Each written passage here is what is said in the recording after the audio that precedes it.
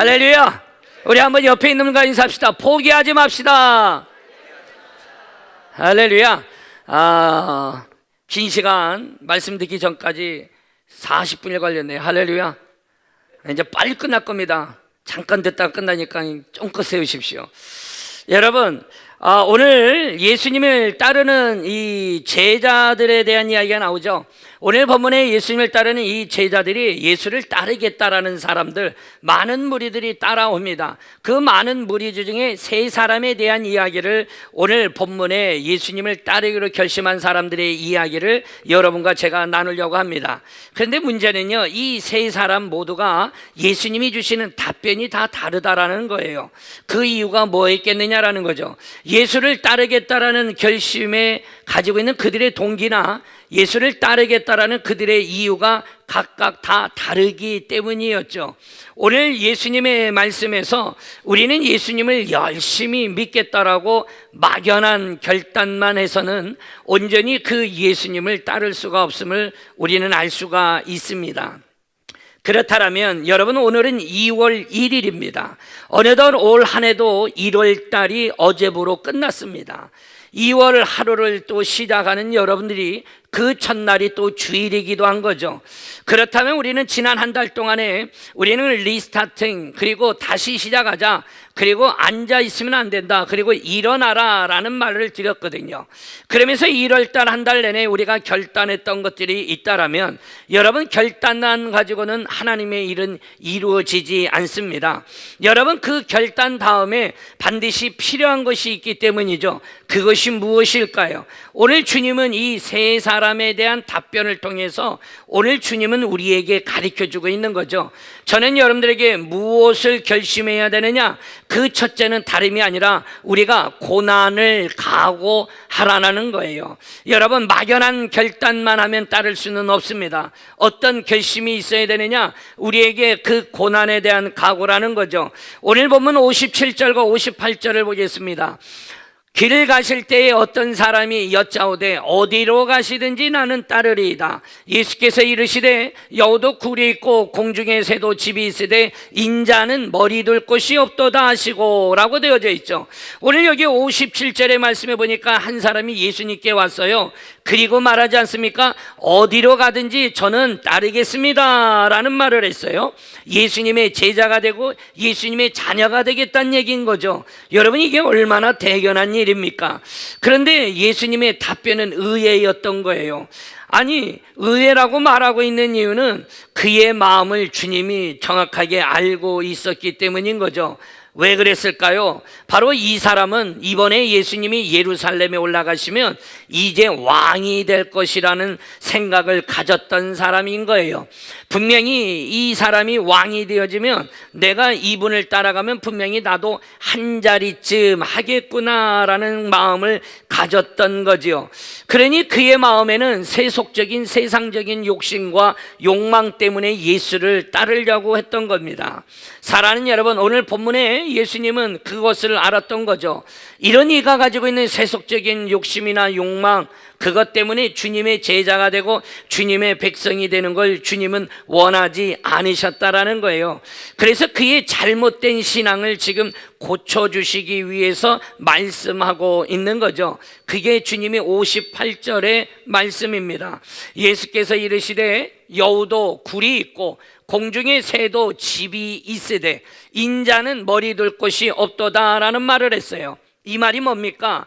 여러분, 우리가 예수님을 따른다라고 늘 행복하고 즐겁냐 이거예요. 오늘 주님은 말하는 거죠. 예수를 따른다라고 항상 좋은 일만 있는 것이 아니라는 거예요. 네가 나를 따르려면 잠잘 곳이 없어서 길거리에 우리는 유숙할 때도 있다라는 거죠. 네가 나를 따를 때에 힘든 일도 있을 거라는 것을 이 젊은 청년에게 말해주고 있는 겁니다. 이 말은 뭡니까? 예수를 따를 때에는 반드시 거기에 희생이 필요하고 거기에 헌신이 필요하다라는 얘기를 하고 있는 거죠. 나를 따라오려면 너 고생을 각오해야 된다라는 말씀을 하고 있는 겁니다. 사랑하는 여러분, 예수님을 믿으면 분명히 주를 따르면 그 하나님의 사랑이 있죠. 그 하나님의 축복이 있습니다. 그 하나님의 은혜를 분명히 받습니다. 하지만 여러분 꼭 기억할 것은 우리가 주님 안에 있다고 해서 저와 여러분에게 고난이나 핍박이 없느냐? 그것은 아니다라는 것을 이에게 가르쳐 주고 있는 겁니다.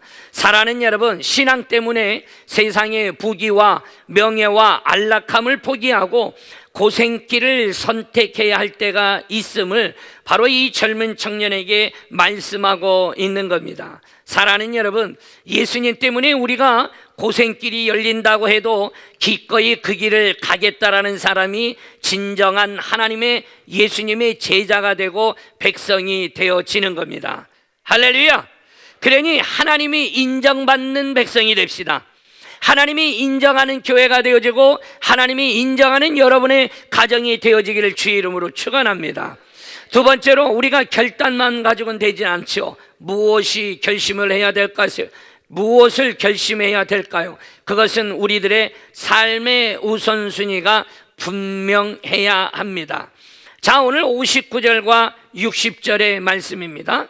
또 다른 사람에게, 분명히 다른 사람이죠, 나를 따르라 하시니 그가 이르되 나로 먼저 가서 내 아버지를 장사하게 허락하옵소서.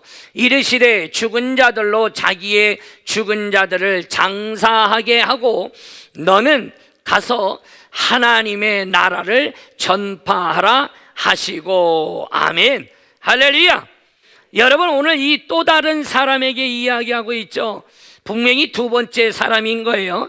첫 번째 사람은 내가 주님을 따르겠다라고 얘기를 했어요. 그런데 주님이 어떻게 하셨죠? 돌려보냈어요. 두 번째 사람이에요. 이번에는 주님이 말합니다. 너 나를 따르라는 거예요. 여러분, 이 젊은이가 그랬더니 반응을 보였어요. 뭐라고 보였습니까?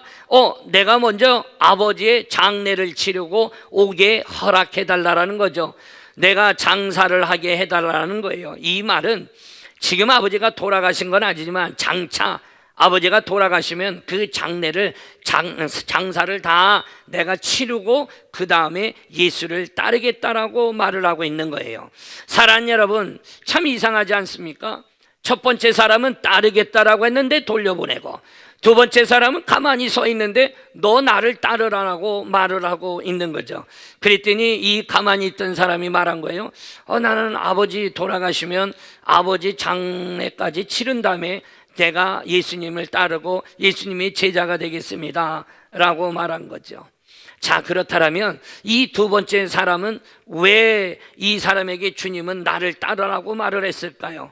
여러분, 오늘 분위기를 보니 다들 예수를 믿고 따르는 이들이 다 제자가 되려고 예수를 따라오고 있었던 거예요. 그 중에 한 사람에게 얘기한 거 아닙니까? 이 말은 뭐냐면 분위기를 안 따르려고 하니 혼자 처지는 사람이 되어지고 상황을 보니 체면상이라도 따라가야 될 것 같은 척 해보이는 이가 바로 이 사람이었던 거예요.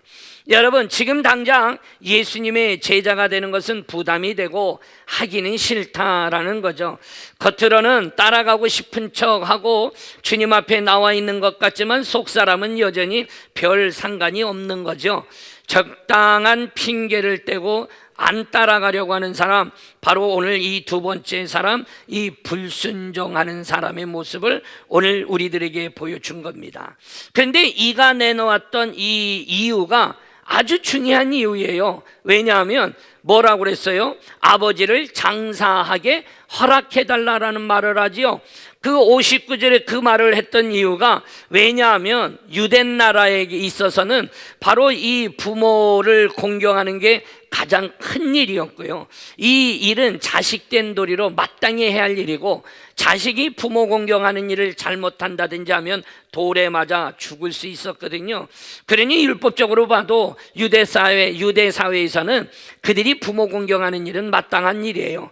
그러니 그가 해놓은 말이 뭡니까? 지금 아버지는 돌아가시지 않았지만 아버지가 돌아가신 후에 장사를 치르고 오겠다라는 거죠. 자, 그러면 아버지가 몇 년에 돌아가실지 압니까? 알고 말하고 있는 게 아닌 겁니다. 지금 건장하시지만 돌아가시면 하겠다는 얘기인 거예요. 즉 홀가분해지면 내가 예수를 따르겠다라고 말을 하는 거죠. 즉 이 사람은 사실 예수를 따르라는 이 명령에 그 아버지의 부친의 핑계를 삼아서 불순종하는 사람, 즉 주님이 지금 이 말을 할 때에 무슨 말이냐, 누구든지 예수님의 제자가 되려면 자기 부친의 장례도 치르지 말라. 지금 주님이 그런 말을 하고 있는 게 아니에요. 오늘 예수님의 말씀의 핵심은 바로 뭐냐, 신앙생활의 우선순위가 분명해야 한다라는 거죠. 예수님은 다만 세상의 그 어떤 일도 하나님의 나라의 일보다는 앞서지 않는다라는 것을 가르쳐주고 있는 거예요. 그래서 주님이 60절에 답을 준 겁니다. 뭐라고 줬어요? 여러분, 60절에 죽은 자들로 자기 죽은 자들을 장사하게 하고 너는 가서 하나님의 나라를 전파하라라고 가르쳐 준 거예요. 오늘 이 60절의 본문의 의도가 뭡니까?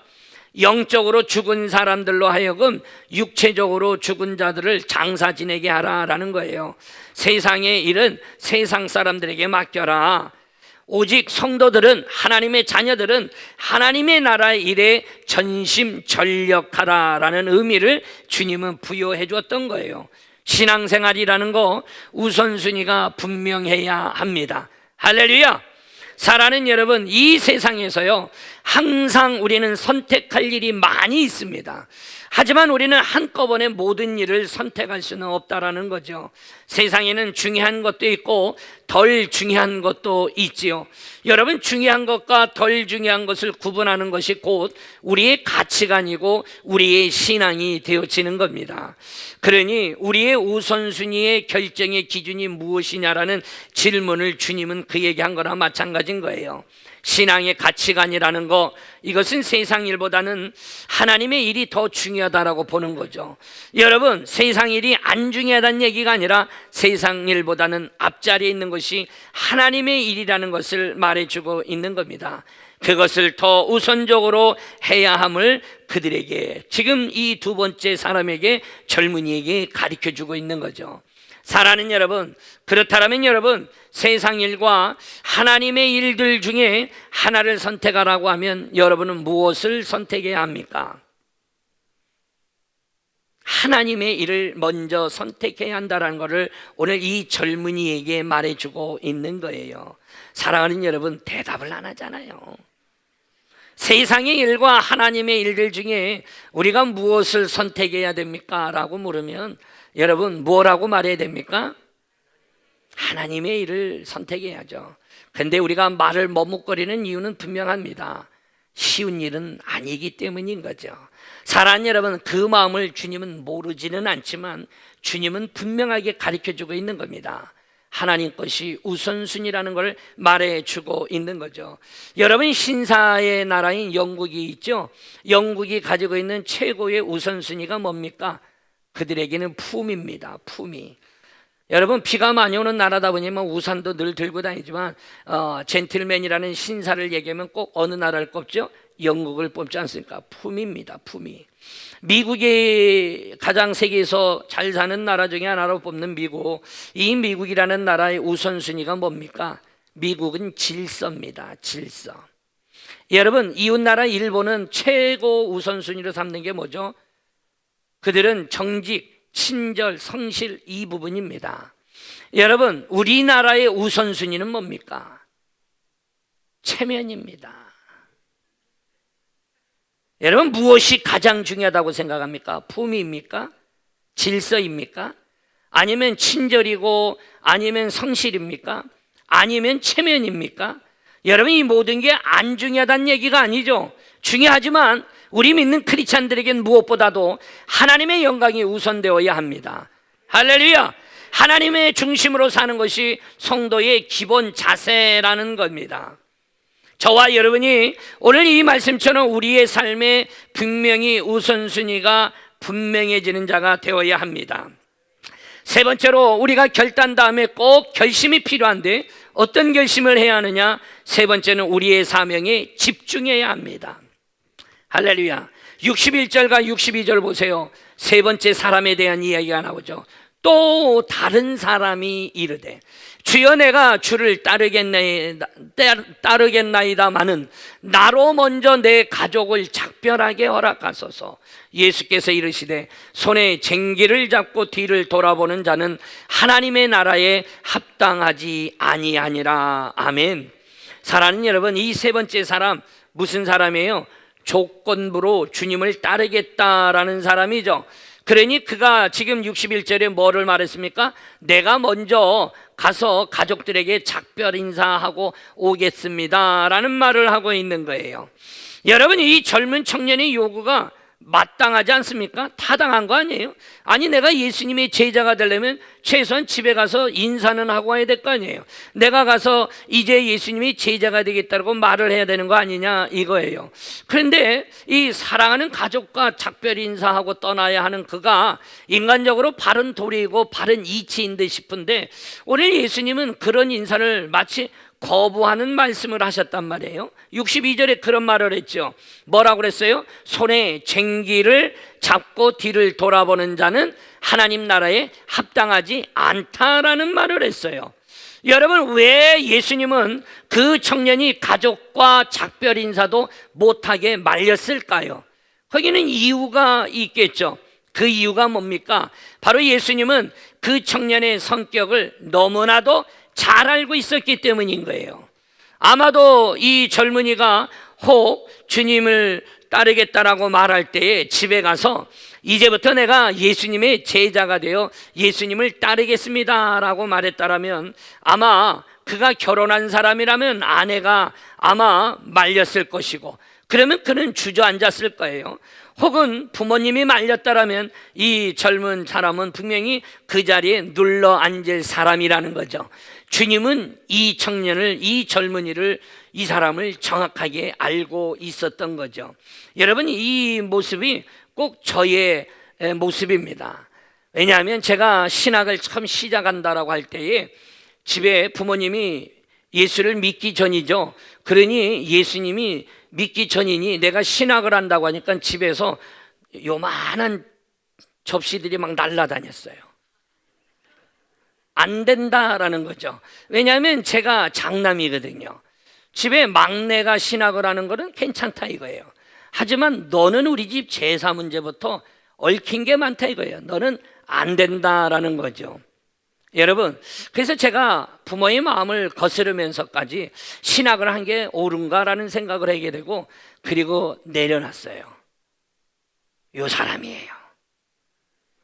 내려놨어요. 내려놓고 직장 생활을 잠깐 했습니다.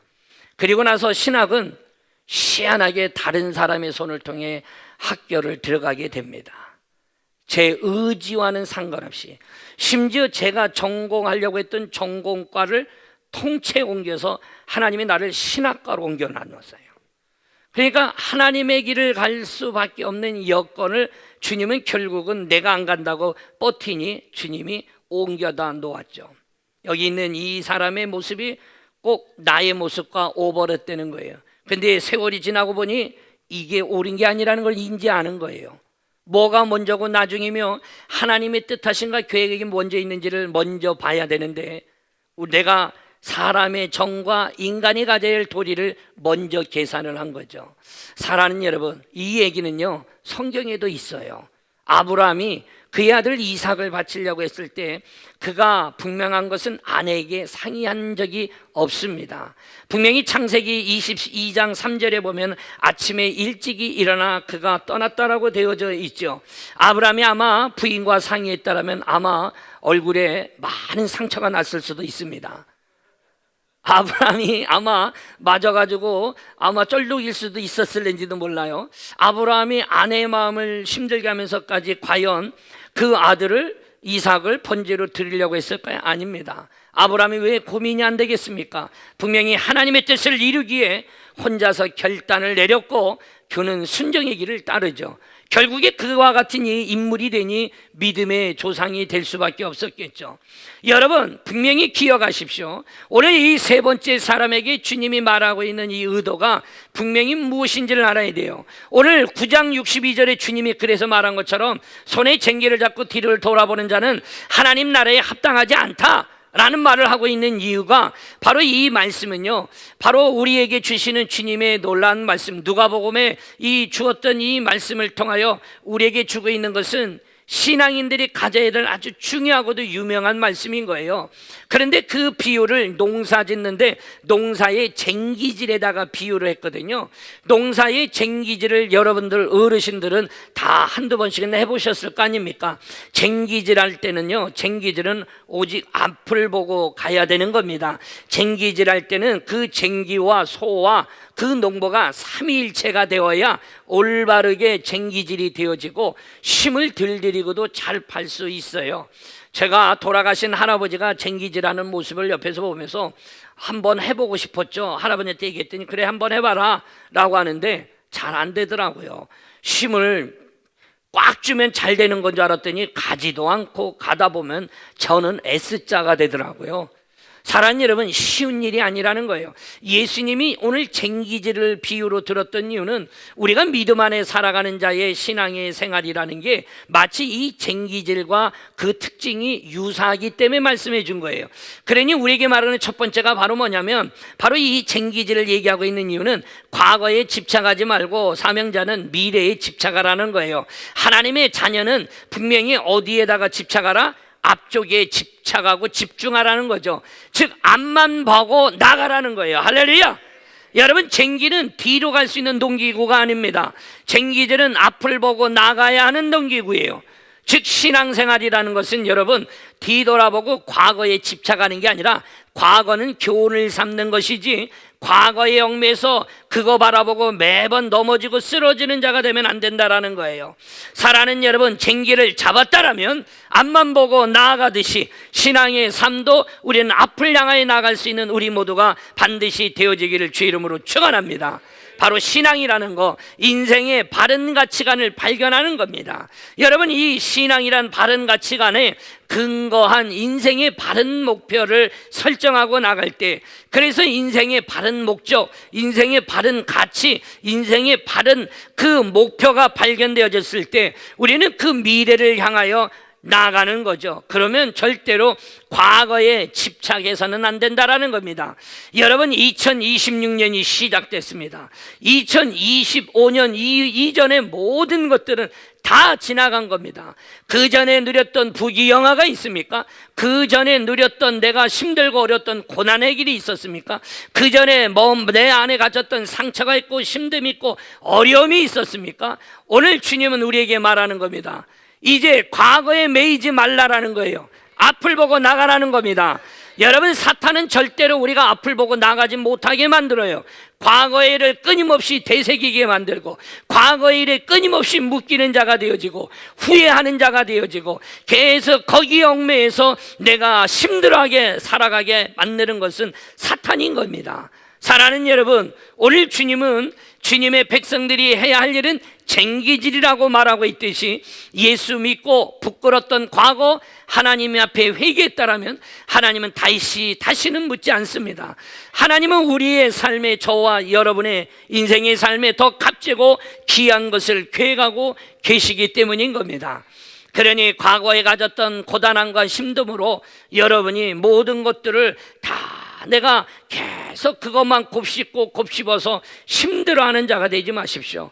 오히려 내 인생의 삶에 그 과거의 일로 힘들고 어렵고 지쳐 있다라면 오히려 주님 앞에 나와 더 많은 시간 기도를 드리십시오. 하나님은 이미 용서하셨습니다. 하나님은 이미 우리의 삶의 모든 것을 계획하시고 섭리 가운데 인도하고 계시는 분입니다. 힘들고 어렵지만 그것을 통하여 하나님의 나라를 이루어가기를 주님은 원하고 계시는 거죠. 오로지 미래에 우리가 집중하고 우리에게 주신 그 일에 집착하며 하나님 주신 사명 안에 집중하며 집착할 수 있는 우리 모두가 되어지기를 주의 이름으로 축원합니다. 그러니 우리가 가졌던 분노나 원한이나 미움이나 과거에 이 모든 일들로 힘들었던 거, 여러분 지나온 그 과거는 바꾸지 못합니다. 그것은 이미 내 안에 상처를 줬고 힘들었으면 이미 이건 끝났습니다. 이제 주님께 맡기십시오. 주님이 여러분에게 주신 것만 바라보고 나아갑시다. 인생의 삶의 여정이 내 뜻대로 되지 않는다는 거 우리는 너무나도 잘 알고 있지 않습니까? 그러기에 과거로 인해 불평하기보다 주님 앞에 나와 기도하며 부르짖고 은혜 받는 저와 여러분이 됩시다. 여러분이 마음 안에 평안을 누리기를 원하십니까? 그러면 과거에 얽매이면 안 됩니다. 마음의 평화를 얻기를 원하신다면 과거에 있는 그대로를 그냥 수용하십시오. 여러분, 과거에 왜 그런 일이 일어났는지 아직은 모르지만 하나님의 뜻이 있을 줄로 믿고, 과거는 하나님께 다 맡긴 거 이미 내가 수용하고 이제 내게 주실 미래에 향한 하나님이 주시는 그것을 바라보고 나가는 내 안의 미래를 바라볼 때 우리 안에 진정한 마음의 평안이 오는 겁니다. 주님은 그래서 세 번째 사람에게 말한 거예요. 쟁기를 잡고 뒤를 돌아보는 사람은 하나님이 쓸 수 없다라는 얘기인 거예요. 하나님은 미래를 향해 심차게 쟁기질할 일꾼을 찾고 계시는 겁니다. 뒤만 돌아보는 사람에게는 그 일을 맡길 수가 없기 때문인 거죠. 오늘도 삼부 예배를 드리시는 귀한 여러분, 저와 여러분이 앞을 바라보고 나아갑시다. 2026년 2월 첫날 이제 여러분이 결단했던 걸 다시 결심하고 이제 나아갑시다. 바로 주님은 쟁기질을 통해 두 번째 말하고 있는 것이 뭐냐면 하나님이 주신 일에 집중해야 한다라는 겁니다. 여러분, 손에 쟁기를 들고 있는 사람, 그가 가지고 있는 유일한 목적은 무엇일까요? 그것은 바로 곧은 고랑을 내는 겁니다. 여러분, 쟁기질해야 될 사람이 곧은 고랑을 내지 못하면 의미가 없는 겁니다. 여러분, 농부는 앞에 있는 밭을 잘 갈아엎는 거, 그것이 농부의 사명이지 않습니까? 하나님의 일꾼은 무엇입니까? 하나님이 지금 내게 주신 쟁기질, 하나님이 내게 맡긴 사명에 집중해야 되는 거예요. 그거 외에 다른 것에 집중해서는 안 된다라는 겁니다. 오늘 이 자리에 있는 사랑하는 여러분, 우리 모두가 하나님이 주신 그 어떤 것이라도 주님 은혜 안에 잘 그 일을 이뤄나갈 수 있는 우리 모두가 되기를 주 이름으로 축원합니다. 사랑하는 여러분, 일제시대 때 주기철 목사님이 신사참배 겁으로 그가 옥사를 치루었죠. 여러분, 옥사를 치르면서 그는 죽을 각오를 했었습니다. 하지만 유일하게 걱정됐던 거 한 가지가 있다라면 그건 뭐냐면 늙은 어머니와 부인과 그리고 그 자녀들이었어요. 어린 자녀들.